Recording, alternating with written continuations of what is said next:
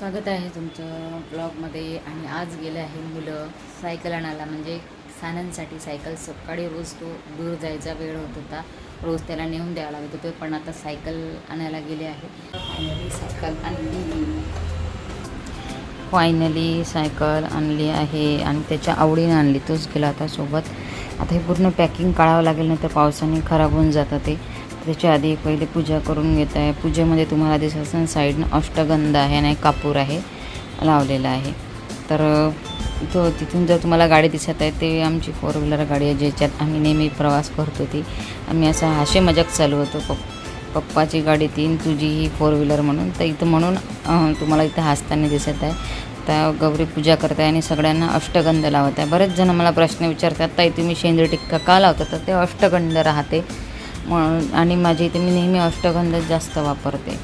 तर इथं आता पूजा झाल्यानंतर